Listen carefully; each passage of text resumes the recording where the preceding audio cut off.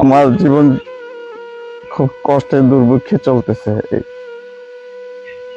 আর প্রবাসী ভাই যারা আছেন, আপনারা আমার জন্য যদি একটু সহযোগিতার হাত বাড়াই দেন তাহলে আমি খুশি হব। আমার ব্রেন টিউমার ধরা খায় 2007 সালে।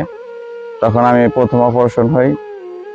তখন আমার অপারেশনটা সাকসেস হয় না। 2013 সালে যখন অপারেশন করে তখন আমার চোখের আলো চলে যায় এবং কি ওই ব্রেন টিউমারটা আনা হয় না। আমার চোখের আলো চলে যায়। তখন আমি বাসায় আসার ওখান থেকে রিলিজ দেওয়ার পরে আমার ইনফেকশন হয়। আমার বাসায় আসার পরে ইনফেকশন হওয়ার পরে আবার আমি ফরিদপুর 250 বেডে আমি ভর্তি হই। ওইখান থেকে আমার আবার এই যে ইনফেকশন হয়েছিল এটা সারার পরে আবার ঢাকায় রিফার করে। তখন ঢাকাতে যাওয়ার পরে আমার আবার ওইখানে ভর্তি নেয়, কিন্তু আমাকে যে ডাক্তার সার্জারি করছিল সেই ডাক্তার ওইখানে ছিলেন না। তখন আমাকে আবার ভর্তি নেয় অন্য ডাক্তার, তার নাম রিজাউল হক, প্রফেসর রিজাউল হক। তখন তার মাধ্যমে আবার সার্জারি হই।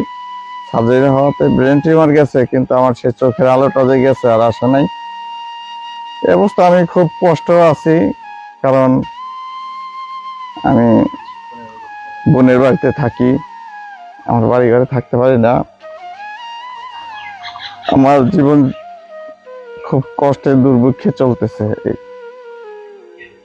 আর প্রবাসী ভাই যারা আছেন, আপনারা আমার জন্য যদি একটু সহযোগিতার হাত বাড়াই দেন তাহলে আমি খুশি হব। আমরা আসছিল একাদশ ইসলামী ফাউন্ডেশন থেকে। আমাদের এটা প্রবাসী নিয়ে হয়েছে, প্রবাসী থেকে সবাই টাকা পয়সাটা দিতে আছে।